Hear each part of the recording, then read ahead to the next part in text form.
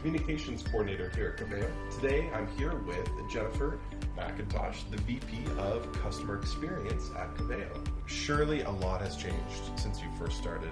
So how would you compare your experience as a woman in tech now versus then? I think in my first high-tech job, one of my first ones, not maybe the first one, I was on a team and I was the only woman with 17 men.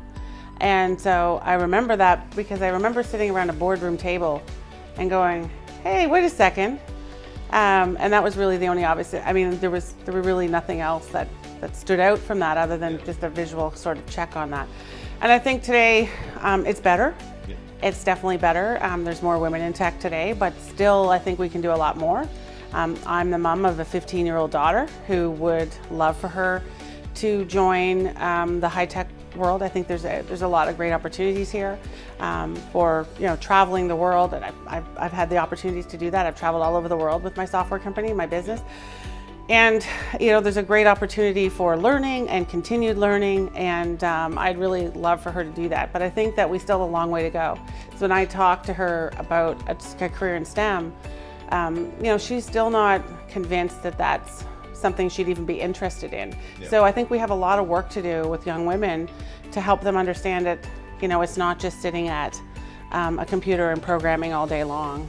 What sort of challenges were you faced with as a young woman with great ambitions? I think that I set these on myself, and I think some of my challenges were really that I had set myself a lot of goals, and when I didn't meet those on the timelines that I had expected, that caused me great frustration.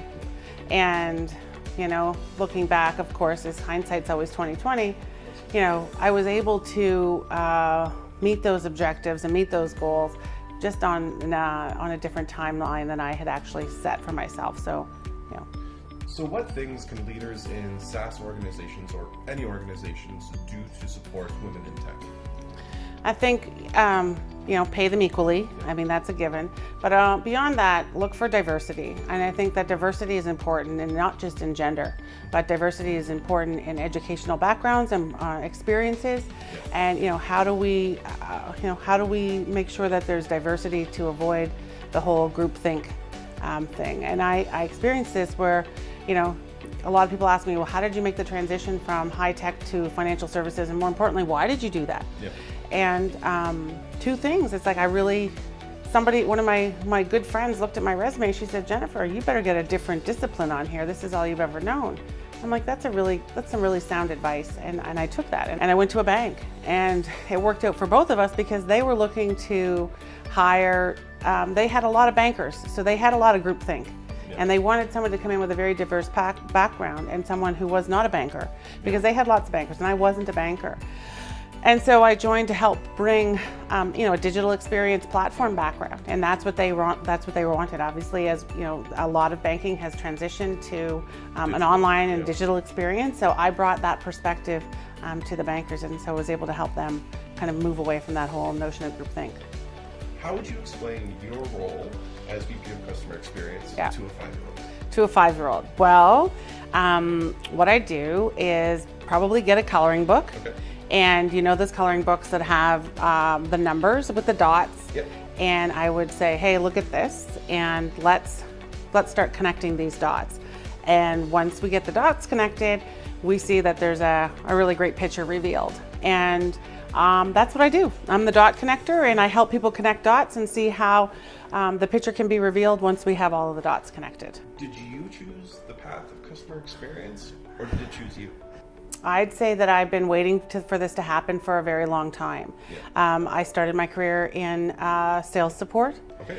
And really got an idea of how, supporting the field, who were out in the field selling, and I was providing help to the sellers, and then I just got a take for this, and then I moved into technical support, and then I moved into product management and knowledge management and customer support, and so I've been around this my entire career, but I've always felt that things were very, very siloed, and I always leverage the fact that I had developed those different personas and perspectives from being part of all of those different organizations. So intuitively, I knew those dots needed to be connected. Exactly. So I think that once there became a focus on people wanting to connect the dots, that I was drawn to that very easily. So with all of your years of experience in this field, how do you stay passionate on a day-to-day basis about this? Super easy for me.